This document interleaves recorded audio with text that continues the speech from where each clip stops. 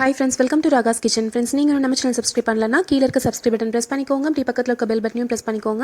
அதுல all and ஆப்ஷனை press பண்ணிக்கோங்க friends. அப்பதான் நான் அப்லோட் பண்ற வீடியோஸை நீங்க மிஸ் பண்ணாம பார்க்க முடியும். Friends, இன்னைக்கு வீடியோல தோசை மாவு இல்லனாலும் ரொம்ப ஈஸியா அதே மாதிரி டேஸ்டாவும் செய்யற நீர் தோசை எப்படி பண்றதாங்க பார்க்க போறோம். இதுக்கு தேவையான பொருட்கள் பாத்தீங்கன்னா ரெண்டு தாங்க. தேங்காயும் அரிசி மட்டும் தாங்க. ரொம்ப ஈஸியா நம்ம ப்ரிப்பேர் பண்ணிரலாம். நான் இன்னைக்கு வந்து 2 கப் அளவுக்கு இட்லி அரிசி எடுத்திருக்கேங்க. 2 கப் அப்படின்னா கிட்டத்தட்ட 400 கிராம் அளவுக்கு இட்லி அரிசி எடுத்து நல்லா கழுவிட்டு சுடு தண்ணியில் ஊற வச்சுருக்கேங்க. நல்லா சூடாக இருக்க தண்ணி ஊற்றி ஊற வச்சுருக்கேன். இந்த மாதிரி ஊற வைக்கிறனால ஒரு அரை மணி நேரம் ஊறினாவே போதுங்க. நல்லா சாஃப்ட் ஆயிரும், அரிசி நல்லா ஊறிடுங்க. இது கூட சேர்த்து அரைக்கிறதுக்கு ஒரு மூடி அளவுக்கு தேங்காய் வந்து கட் பண்ணி வச்சுருக்கேங்க. 2 கப் அரிசிக்கு ஒரு மூடி தேங்காய்ன்றது சரியாக இருக்குங்க.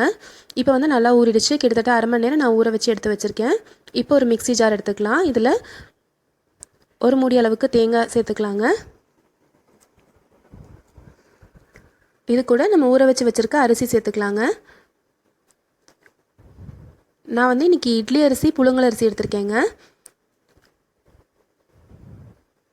இது கூட தேவையான அளவுக்கு உப்பு சேர்த்துக்கலாங்க. சேர்த்துட்டு கொஞ்சமாக அரைக்கிறதுக்கு கொஞ்சம் தண்ணி விட்டு அரைச்சிக்கோங்க. நல்லா நைஸாக அரைச்சி எடுத்துக்கோங்க. எவ்வளோ நைஸாக அரைக்க முடியுமோ நல்லா நைஸாக அரைச்சி எடுத்துக்கோங்க. பாருங்கள், நல்லா நைஸாக அரைச்சி எடுத்திருக்கேன். இதை வந்து ஒரு கிண்ணத்துக்கு மாற்றிக்கலாம். நீர் தோசை செய்கிறதுக்கு மெயினாக வந்து மாவு நல்லா தண்ணியாக இருக்கணுங்க. அதனால் நம்ம ஊற வச்ச தண்ணியை நீங்கள் கீழே ஊற்றாமல் இதில் வந்து கலந்துக்கிட்டிங்க அப்படின்னா ரொம்ப நல்லாயிருக்கும். இப்போ தேவையான அளவுக்கு நம்ம தண்ணி விட்டாச்சு. பாருங்கள், நீங்கள் தண்ணி சேர்த்ததுக்கப்புறம் இந்த மாவு கலந்து விட்டீங்க அப்படின்னா இவ்வளோ தண்ணியாக இருக்கணுங்க. அப்போ தான் நல்லா டேஸ்ட்டாக வரும். நம்ம ரவா தோசைலாம் ஊற்றுவோம் பார்த்தீங்களா, அந்த மாதிரி.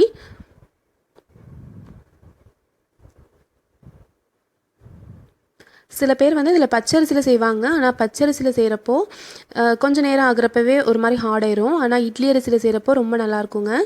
இப்போ நம்ம மாவு கலந்து விட்டாச்சு. இப்போ நம்ம ஸ்டவ்வில் தோசைக்கல் வச்சுக்கலாங்க. கல் நல்லா சூடாயிருச்சு. மாவு நல்லா தண்ணியாக இருக்கு இல்லைங்களா, கல் நல்லா சூடானதும் இப்படி சுற்றி ஊற்றிக்கணுங்க. ஒரு கரண்டி மாவு எடுத்து நல்லா சுற்றி ஊற்றிக்கோங்க. பாருங்கள், இந்த மாதிரி ஓட்டையாக வரணும்.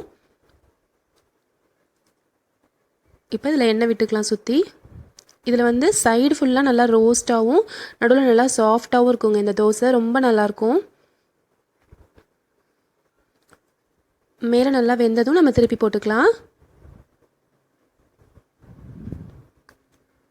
பாருங்கள், ஒயிட் கலர்லேயே இருக்கணும். அப்போ தான் நல்லா டேஸ்ட்டாக இருக்கும். சுவையான நீர் தோசை ரெடி ஆயிடுச்சுங்க. நீங்கள் தோசை ஊற்ற மாவு வந்து கெட்டியாச்சு அப்படின்னா கொஞ்சம் தண்ணி விட்டு கலந்து விட்டுட்டு தோசை ஊற்றிக்கோங்க.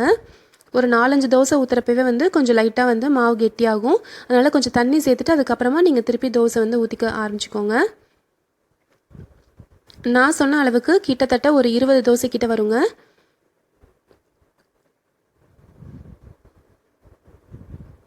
பாருங்கள், இப்போ அடுத்த தோசையும் ஊற்றியாச்சு. இப்போ திருப்பி போட்டாச்சு. நல்லா வெள்ளை கலர்லேயே இருக்குது பாருங்கள். நல்லா ஒயிட் கலரில் சூப்பரான நீர் தோசை ரெடி ஆயிடுச்சு. இதுக்கு சைட் டிஷ்ஷாக நல்ல காரசாரமாக இருக்க ஏதாவது ஒரு சட்னியோ இல்லைன்னா காரசாரமாக இருக்க குருமா, இது எல்லாமே ரொம்ப நல்லாயிருக்குங்க. நான் இன்றைக்கி வந்து கடையலோட வந்து சர்வ் பண்ணியிருக்கேன். சுவையான நீர் தோசை ரெடி ஆயிடுச்சு. கண்டிப்பாக நீங்கள் ட்ரை பண்ணி பாருங்கள். உங்களுக்கு ரொம்ப பிடிச்சிருக்கும். இந்த ரெசிபி உங்களுக்கு பிடிச்சிருக்கும்னு நினைக்கிறேன் ஃப்ரெண்ட்ஸ். பிடிச்சிருந்துச்சுன்னா நம்ம சேனல் ராகாஸ் கிச்சனில் ஒரு லைக் கொடுங்க. ஃப்ரெண்ட்ஸ் கூட ஷேர் பண்ணிக்கோங்க. சப்ஸ்கிரைப் பண்ணி வச்சுக்கோங்க. தேங்க்யூ.